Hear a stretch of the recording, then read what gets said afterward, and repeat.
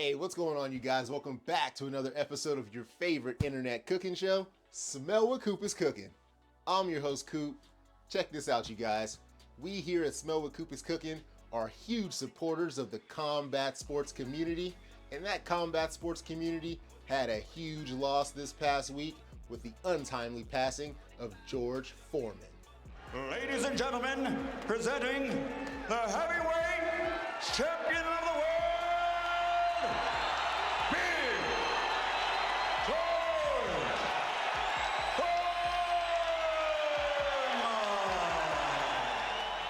Not only did George Foreman leave us a legendary career inside the ring, but he also left us a grill.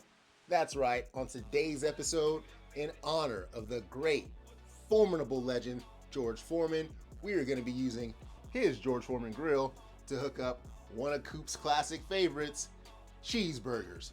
I'm going to be hooking these up just like I did growing up back in the day because this George Foreman grill was a staple in my household. So join me for today's recipe. Full recipes in the description as always.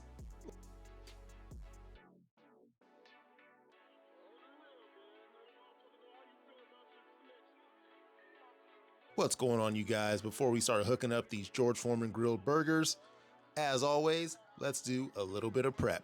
First, I'm just gonna thinly slice some white onion. Try to get them as thin as possible so they don't take too long to cook. Here I've got 4 quarter-pound 80-20 beef patties. Hit y'all with a little bit of that Steiner math. You take your 33 and a third chance, minus my 25% chance, and you got an 8 and a third chance of winning at sacrifice. If you know, you know. I'm gonna season each one of these burger patties with a little bit of salt, black pepper, and onion powder. These George Foreman grilled burgers were a staple in my household growing up, so in honor of the great George Foreman and my childhood self, I'm hooking these burgers up just like I did back in the day. Only difference is these patties were made from that fresh, never frozen ground beef, unlike the frozen Walmart patties I had growing up. Now, the George Foreman grill I had growing up was a tad bit bigger than this one I have now, but hey, this one's perfect for my tiny kitchen. This bad boy's been preheating on the max temperature settings it has. It's ready to go, as you can tell by that green light. Hey, you feeling this video? Hit that like button, it's free. This is my first time using this particular George Foreman grill, so we gotta bless it by toasting our buns first. Not gonna toast them too hard, just long enough to get a nice little crusty seal on it. And once you've toasted your buns to your liking, go ahead and remove them from your grill. Now that our buns are finished, let's go ahead and slap our burger patties on this grill. One seasoned patty down, patting it down so it's on that grill properly. These joints are kind of big. I don't know if I could fit 3 or 4 burgers on here, but let's stick with 2 for now and see how it cooks. Go ahead and close that lid. Press down on my burgers. And we're gonna let these cook untouched for about 4 to 7 minutes, depending on the doneness you're looking for on your meat. And after about 6 or 7 minutes, you can tell these burgers have finished cooking. The meat's shrunk up just a little bit, but it still kept its shape and overall thickness. Let's go ahead and remove these burgers from the grill. Now that we got our George Foreman grill nice and seasoned up, let's hook up these next 2 burgers slightly different by adding some of our sliced onion right onto the grill grate. Now let's press our burger patty down directly on top of those onions. Squeeze a bit of mustard on top of each one of your burgers. Close that lid, and now you got your burgers frying in mustard and onions. We're gonna go ahead and cook these for about 5 to 7 minutes as well, or until your burgers have cooked to your liking. And after about 7 minutes, you can see it's got that beautiful mustard fried on top, our onions popping underneath that burger.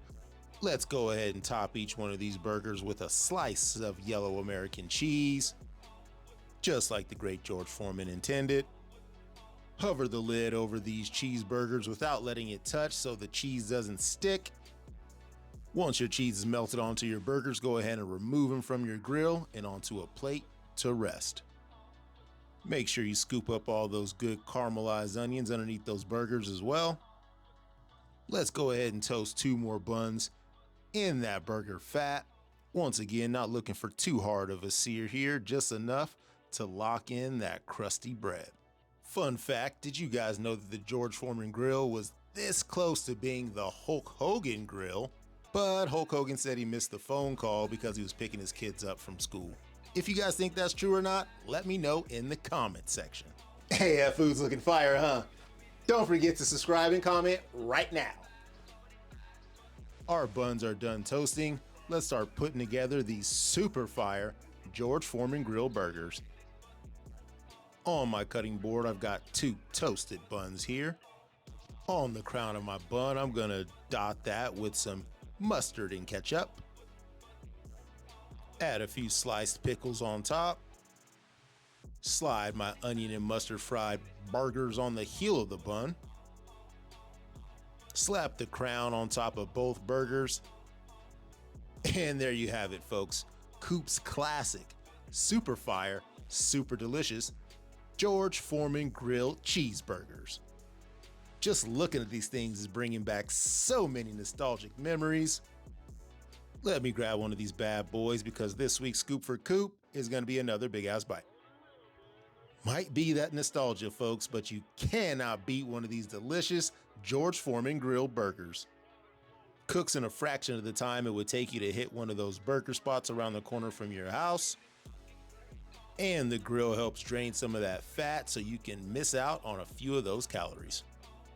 Thank you for rocking with your boy for another episode of Smell What Coop is Cooking. Had a real easy one for y'all today. Like I said, this has been a tribute to the great pugilist that is George Foreman. And nice to bring y'all one of my throwback meals that I used to hook up when I was a kid. One of the first things is start Coop on this culinary journey. Thank you guys for walking down the path with me each and every week. Couldn't do it without y'all. We'll catch you later on next week's episode. I'm out.